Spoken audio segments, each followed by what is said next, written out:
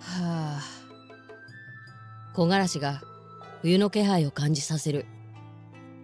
今の俺の心には冷たい風が一層厳しく感じられている。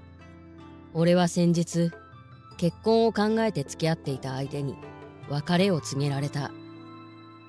突然の出来事に初めは実感が湧かなかったけれど、日が経つにつれて少しずつ心は深い傷を負い始めている。今日も何度ため息をついたかわからない。無意識に口からこぼれ出てしまうのだ。彼女との時間は一体何だったのだろう。共に歩んできた3年間の日々に俺は思いを馳せていた。俺の名前は伊藤真二。とある企業の営業として働く普通のサラリーマンだ。平凡な家庭に生まれ、何の苦労もなく育った俺は根っからに明るい性格。他人からも口を揃えてお人よしだとか世話好きだとか言われる。純粋に人と関わることが好きだった俺には営業職はまさに天職だった。社会人になってある程度仕事の成績が上がり始めていた頃、俺は彼女に出会う。上司に託された大口の取引先、その会社の社長令嬢が最近別れた俺の元彼女エリカだ。2週間に一度その会社を訪れていた俺に彼女が話しかけてきたことがきっかけで、俺たちは徐々に関係を深めていった。後から聞いたところによると、上司に期待されて背中を押されていることを知ったエリカは俺の将来性に期待していたらしい。彼女と付き合うことになった俺は一層仕事に気合を入れた。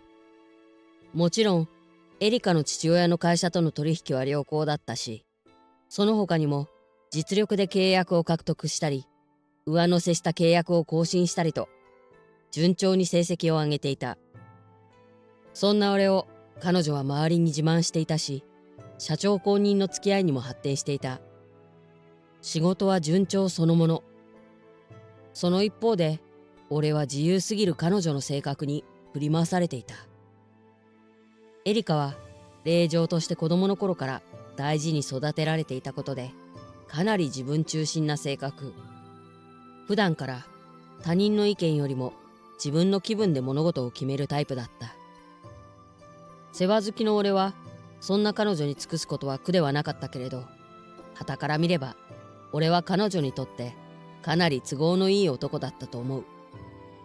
レストランを予約していても当日その気分じゃなくなると平気でキャンセルしたり、いろんなところに迎えに行かされたり、自分の行きたいところや好きなところでデートを計画するくせに当日の行動は俺に丸投げしていたり、挙句の果てに自分が満足できないデートコースだと決まって機嫌を悪くする。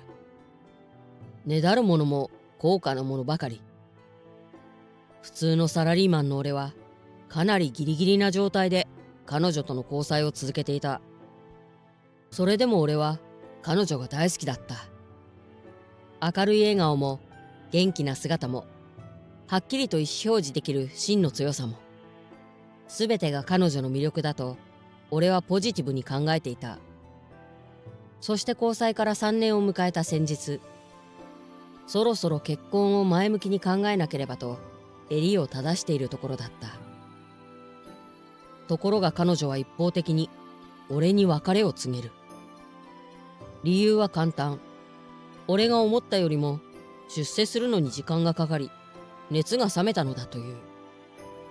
その代わり俺に対しての愛情を今は他のハイスペック男子に注いでいるようだ。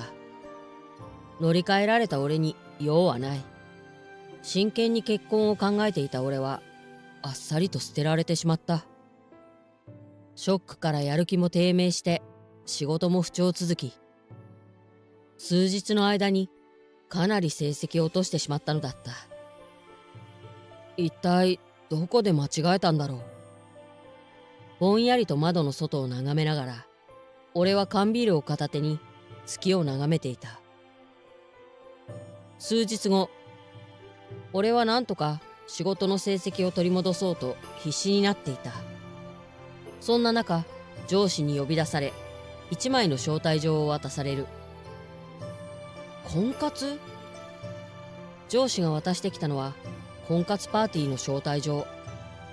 主催者はまさかの俺の元彼女。エリカは父親の会社で名前だけの専務をしながらコンサルやイベント主催に手を出していた。その一環で今回は婚活パーティーなのだろう。上司は社長から直々に招待状を手渡され、会社の人間の中の誰かをぜひ参加させてほしいと頼まれたらしい。上司本人は妻子がいるし、部下の中で活かせるならと俺に白羽の矢を立てたらしい。確かに俺はこの会社の取引担当者だし、参加させるには都合がいい。しかし上司は俺とエリカの関係を知らない。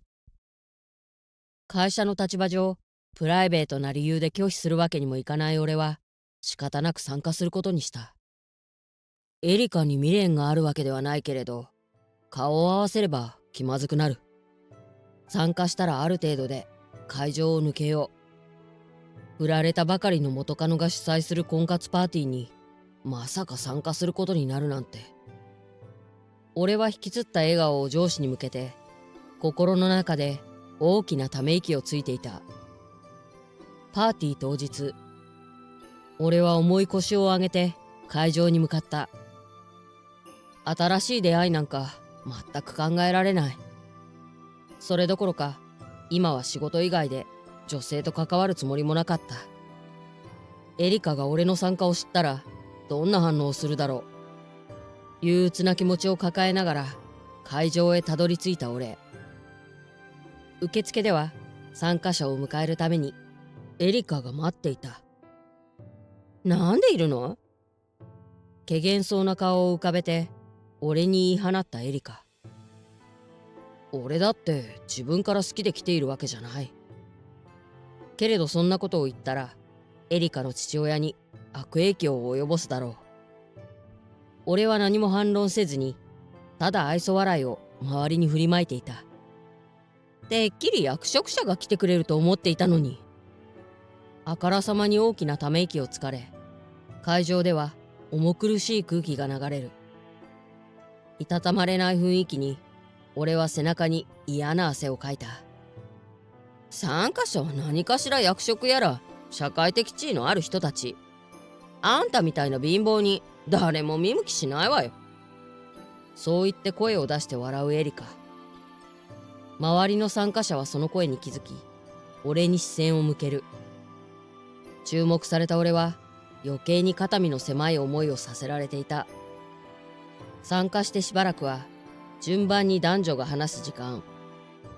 回ってくる女性に自己紹介をしながら短時間で自分を印象づけなければならない。営業職をやっていることが功を奏し、話すこと自体には抵抗がなかった。けれどそれ以上を求めるつもりがないのを見透かされているのか、なかなか会話が膨らまない。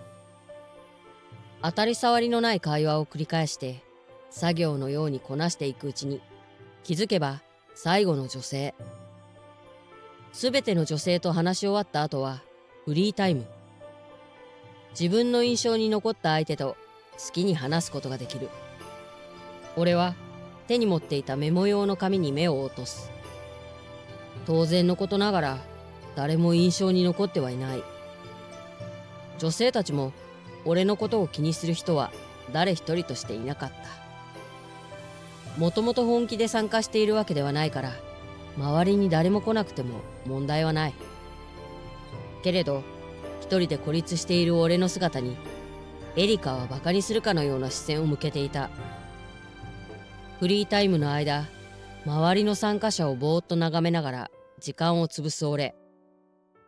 ある程度参加もしたし、そろそろ帰ろうかと立ち上がった瞬間、会場は突然ざわめき始めた。会場にひときわ豪華なドレスを身にまとった女性が一人。遅れて参加しに来たのか、渡された参加者の名簿を見ながらキョロキョロと辺りを見渡している。やがてそばにいた執事が耳元で何かをささやくと、俺の方を指し示す。女性は俺の存在に気づくと、微笑みを浮かべながら、軽快なヒール音を鳴らして向かってきた。他の参加者には目もくれず、一直線に俺の元にやってくる彼女に、思わず見とれて口が開いてしまう。ふぬけた表情の俺に、執事があからさまな咳払いをしてみせた。はっと我に返った俺に、彼女は頭を下げる。10年ぶりにあなたに会えると聞いて、楽しみにしていました。彼女の言葉に疑問符を浮かべる俺。こんなにお金持ちオーラを放った知り合い、俺の周りにはいないはず。何かの間違いじゃ。言いかけた俺の前に、慌てて飛び出したエリカが立ちふさがる。しおり様、来ていただけたんですね。ありがとうございます。そう言って彼女の視線を他の参加者に向けようと、エリカは必死で話を続ける。けれど、彼女の視線は一向に周りを見る様子がない。エリカさん、ありがとう。あまりに必死なエリカのマシンガントークに、笑顔のまま彼女は声色を強くした。その重圧は周りの人間を一瞬にして黙らせるほどだ。気づけば参加者のほとんどが彼女とエリカのやりとりを怯えるように見つめている。彼女の声にエリカ自身もビクッと体を跳ね上げ、こわばっていた。状況を理解できない俺は、ただ黙って二人の動向を見守ることしかできない。私今日は神司様に会いに来たのです。期待に応えられずにごめんなさい。改めて今日の目的は俺にあると明言した彼女に、会場は再びざわめき始める。エリカは硬直したまま青筋を立てて黙り込んでいた。お久しぶりでございます。お変わりないですね。上品に笑う彼女に、俺は素直に疑問を投げかけた。どこかでお会いしたことが？記憶がないのだから、変に話を合わせて違う人間だったなんてオチだったら、俺が責められることになるのは間違いない。俺は恥を忍んで彼女に問いかけた。俺の言葉にエリカは鬼のような形相をして睨みつけてくる。思わずたじろぐ俺に、彼女はふふっと微笑んで言った。無理もありませんわ。10年前、大学生だったあなたと夏休みに遊んだ少女を覚えていませんか？その瞬間、俺は過去の記憶を巡らせる。もしかしてしおりちゃん？名前を呼ばれてゆっくりうなずく彼女に、俺は驚きを隠せずにいた。10年前、当時まだ大学生だった俺は、夏の休みを持て余していた。特にやることもなく、俺は実家に帰り、毎日をだらだらと過ごしていたのだ。そんな中、たまたま近所の河原で涼んでいると、身なりがきれいな少女と出くわす。片田舎の村で見たことのない女の子。俺の姿を確認するや否や、茂みに隠れてしまった。きれいな服が汚れるぞ。こっちで一緒に涼もう。川に足を入れて座り込んだ俺は、少女に手招きをして誘う。おずおずと顔を出した少女は、そのまま静かに俺の隣に腰を下ろした。彼女は普段は都会に住んでいて、夏休みの期間だけ祖父母の家に預けられているという。確かに村の端に、田舎には不釣り合いな大豪邸がある。都会育ちの彼女は、田舎のすべてを新鮮に感じていたようだ。川を泳ぐ魚や、水に濡れて光る石に目を輝かせたり、カエルや虫に驚いたり。こっちでは友達がいないのか、引きこもってばっかりだという彼女。俺は自分が家に帰るまでの間、一緒に遊ぶことを約束した。彼女は嬉しそうに満面の笑みを浮かべて、俺に抱きついた。俺自身も妹ができたように感じて、なんだか嬉しかったのを覚えている。約束通り、俺は2週間程度の帰省している期間を彼女と過ごした。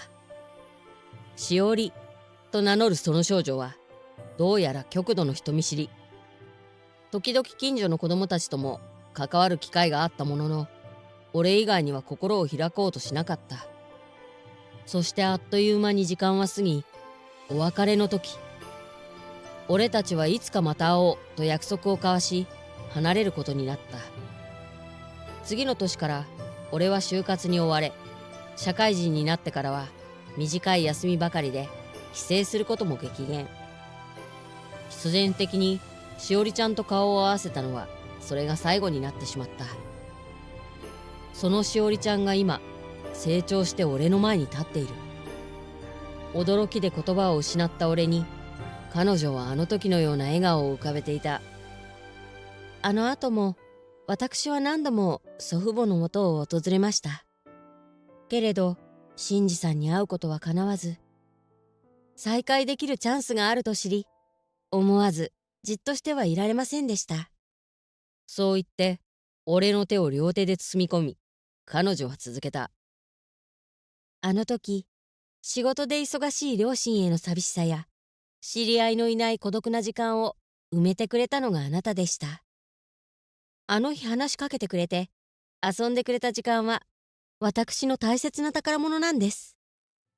しおりちゃんの瞳の奥が揺れる。俺が無意識に彼女に与えたものは、自分が思うよりも大きな意味をなしていたようだ。それを聞かされた俺は言葉に詰まっていた。たった数週間の思い出が彼女の心にこんなにも深く刻まれていたことに感動を覚えていたからだ。しおりちゃんはゆっくりと俺に向き直ると、こぼれそうな嬉し涙を隠しながら微笑む。ここにいるということは、お相手はいないのでしょ？私を選んでください。突然のアピールに思わず周りも驚きを隠せない。静まり返った空気の中で俺は生唾を飲み込んでいた。俺なんかでいいなら。再会した少女がすっかり大人になり、こんなに積極的に言い寄られたら断る理由もない。恋心以前に単純に思い出を懐かしんでいる心と驚きに圧倒されたという方が正しいかもしれないが、彼女の嬉しそうな笑顔とともに視界には青筋を立てて震えるエリカの姿。俺はこの時彼女がどんな肩書きを持った女性なのかを未だに知らないでいた。会えなかった10年分、たくさんお話ししてくださいな。そう言って彼女は俺の手を握りしめて自分の車へ向かった。執事に案内されるがまま、俺は彼女と会場を後にする。乗り込んだ車の窓からは会場が混乱している様子が映し出されていた。それから数ヶ月後、俺には新しい彼女ができた。再会を喜び、しおりちゃんと定期的に会っていた俺は、彼女にアプローチされる形で交際が始まったのだ。付き合う前に気づいたのは、彼女は国内トップの銀行の社長令嬢。一番地位の高い彼女のことをエリカや他の参加者は理解した上で気にかけていたのだろう。彼女はあの頃から変わらない気持ちで俺のことを慕ってくれていたらしい。今でも結婚前提の交際を続けている。そして新たにしおりちゃんのおかげで大口の取引先をいくつか獲得した俺は、次の人事で昇格することが約束された。俺に新たな未来をくれた彼女には感謝をしてもし足りないほどだ。あの日出会った人見知りの可愛い少女は今大切な恋人として俺のそばで微笑んでいる。